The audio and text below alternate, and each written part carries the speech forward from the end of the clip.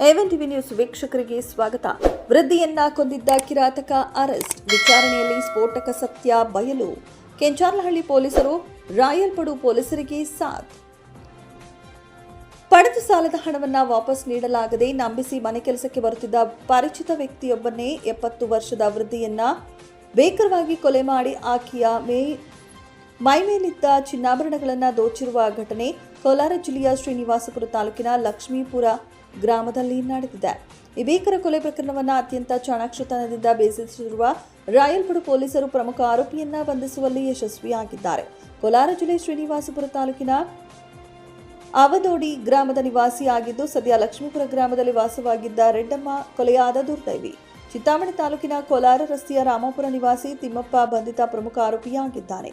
ಕೊಲೆಗೆ ಸಹಕರಿಸಿ ಸದ್ಯ ತಲೆಮರೆಸಿಕೊಂಡಿರುವ ಈತನ ತಮ್ಮ ಮುನಿರಾಜನ ಪತ್ತೆಗಾಗಿ ಪೊಲೀಸರು ಜಾಲ ಬೀಸಿದ್ದಾರೆ.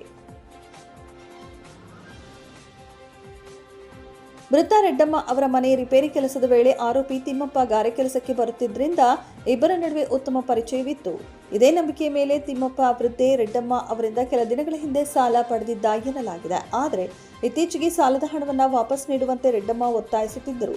ಸಾಲ ತೀರಿಸಲು ಹಣವಿಲ್ಲದೆ ಮತ್ತು ರೆಡ್ಡಮ್ಮನ ಮೈಮೇಲಿದ್ದ ಚಿನ್ನಾಭರಣಗಳ ಮೇಲೆ ಕಣ್ಣಿಟ್ಟ ಆರೋಪಿ ತಿಮ್ಮಪ್ಪ ಆಕೆಯನ್ನ ಮುಗಿಸಲು ಸಂಚು ರೂಪಿಸಿದ್ದನು.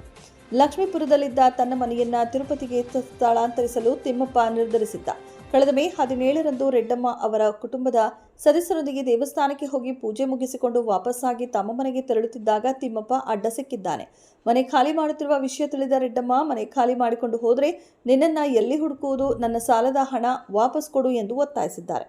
ಹಣ ನೀಡುವುದಾಗಿ ನಂಬಿಸಿದ್ದ ತಿಮ್ಮಪ್ಪ ಮೇ 17ರಂದು ರೆಡ್ಡಪ್ಪ ಅವರನ್ನ ತಾನು ವಾಸವಿದ್ದ ಮನೆಯ ಬಳಿ ಕರೆದೊಯ್ದು ತನ್ನ ತಮ್ಮ ಮುನಿರಾಜುವಿನ ಜೊತೆ ಸೇರಿ ಕೊಲೆ ಮಾಡಿದ್ದಾನೆ.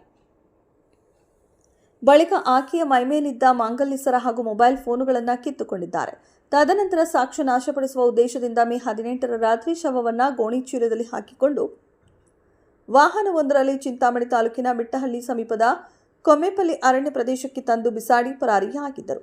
ತಾಯಿ ನಾಪತ್ತೆಯಾಗಿರುವ ಬಗ್ಗೆ ರೆಡ್ಡಮ್ಮ ಅವರ ಮಗ ಜೆಎನ್ ಶಿವಾರೆಡ್ಡಿ ಮೇ 29ರಂದು ನೀಡಿದ ದೂರಿನ ಅನ್ವಯ ರಾಯಲ್ಪಡು ಪೊಲೀಸ್ ಠಾಣೆಯಲ್ಲಿ ಪ್ರಕರಣ ದಾಖಲಾಗಿತ್ತು. ತನಿಖೆ ಕೈಗೆತ್ತಿಕೊಂಡ ಪೊಲೀಸರು ವೃದ್ಧೆ ಮತ್ತು ತಿಮ್ಮಪ್ಪನ ಮೊಬೈಲ್ಗಳ ಕರೆಗಳ ವಿವರ ಹಾಗೂ ತಾಂತ್ರಿಕ ವಿಶ್ಲೇಷಣೆಯ ಆಧಾರದ ಮೇಲೆ ತಿಮ್ಮಪ್ಪನನ್ನ ವಶಕ್ಕೆ ಪಡೆದು ವಿಚಾರಣೆ ನಡೆಸಿದಾಗ ಈ ಭೀಕರ ಕೊಲೆಯ ರಹಸ್ಯ ಸದ್ಯ ಬೆಳಕಿಗೆ ಬಂದಿದೆ. ಬಂಧಿತ ಆರೋಪಿ ನೀಡಿದ ಮಾಹಿತಿಯ ಮೇರೆಗೆ ಪೊಲೀಸರು ಅರಣ್ಯ ಪ್ರದೇಶಕ್ಕೆ ಭೇಟಿ ನೀಡಿ ಮೃತದೇಹದ ಅವಶೇಷಗಳು ಮತ್ತು ಸೀರೆಯನ್ನ ವಶಕ್ಕೆ ಪಡೆದುಕೊಂಡಿದ್ದಾರೆ. ಅಷ್ಟೇ ಅಲ್ಲದೆ ಚಿಂತಾಮಣಿ ತಾಲೂಕಿನ ರಾಮಾಪುರ ಗ್ರಾಮದಲ್ಲಿದ್ದ ವೃದ್ಧೆಯ ಮಾಂಗಲ್ಯ ಚೈನ್ ಮತ್ತು ಮೊಬೈಲ್ ಫೋನ್ನ ಬುಧವಾರ ರಾತ್ರಿ ಪೊಲೀಸರು ವಶಪಡಿಸಿಕೊಂಡಿದ್ದಾರೆ. ಸದ್ಯ ತಲೆಮರೆಸಿಕೊಂಡಿರುವ ಮತ್ತೊಬ್ಬ ಆರೋಪಿ ಮುನಿರಾಜುವಿನ ಪತ್ತೆಗಾಗಿ ತನಿಖೆ ಚುರುಕುಗೊಂಡಿದೆ.